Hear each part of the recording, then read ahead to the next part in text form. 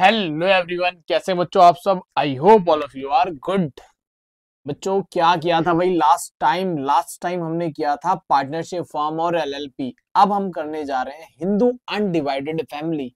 जो एचयूएफ होता है हमारी कंट्री के अंदर, हिंदू अनडिवाइडेड फैमिली, जिनका फैमिली बिजनेस चले आ रहा है वो फैमिली बिजनेस को ही कंटिन्यू करते हैं और एचयूएफ बना रखी है उन्होंने। तो एचयूएफ की इनकम पे टैक्स कैसे निकलता है, एचयूएफ वाले भी तो टैक्स देते होंगे।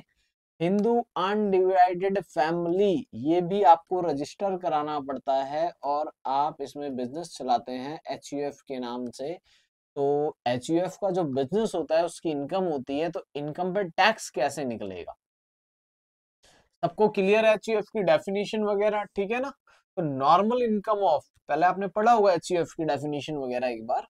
तो अब ये देखते हैं, normal income of Hindu undivided family shall be computed at the normal slab. अच्छा मैं एक बात और बताऊं, ये पूरा का पूरा इंडिविजुअल की तरह ही है जो हमने इंडिविजुअल वाले पार्ट में पढ़ा था। स्लैब रेट, सरचार्ज रेट सब कुछ सेम है, कोई फर्क नहीं। स्पेशल प्रोविजन कौन से, बेसिक एग्जेम्पशन लिमिट 3 लाख वाला, और सरचार्ज वाला स्पेशल केस जो कि स्पेशल इनकम पर कभी भी 4 तरह की इनकम, ऐसी इनकम थी जिसपे सरचार्ज कभी भी 25% नहीं लगेगा।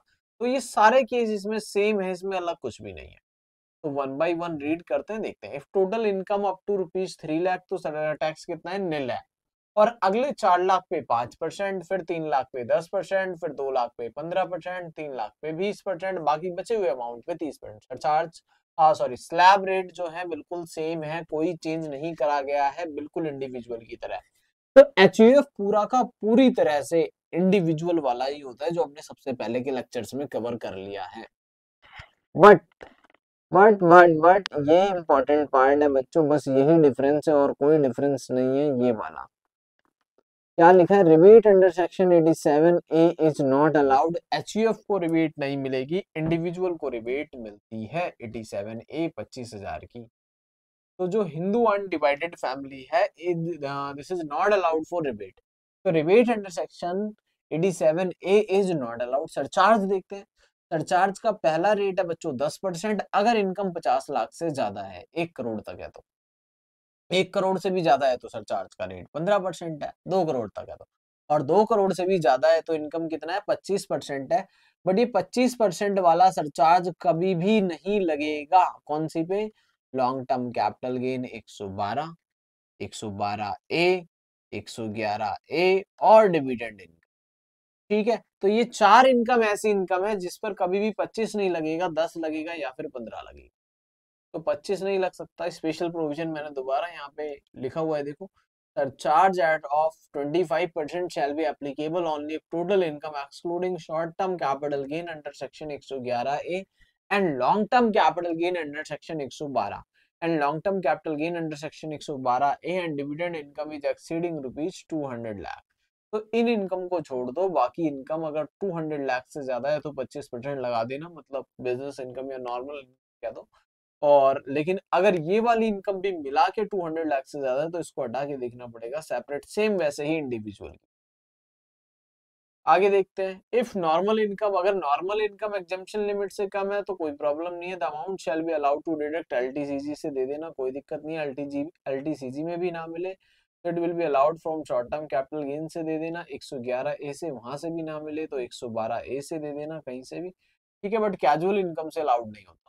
कैजुअल से तो इंडिविजुअल को भी नहीं होता था, एचयूएफ वालों को भी नहीं होता। तो बहुत सिंपल सा पार्ट है, इसको एक बार नोट कर लो। और कुछ स्पेशल नया तो है नहीं, बिल्कुल सिंपल सा पार्ट है।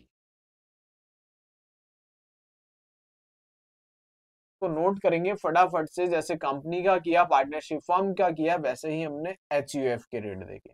तो एचयूएफ के क्वेश्चन की भी आपको प्रैक्टिस करनी है, बिल्कुल सिंपल सिंपल से क्वेश्चन है, इसमें टफ कुछ नहीं। ठीक है जी।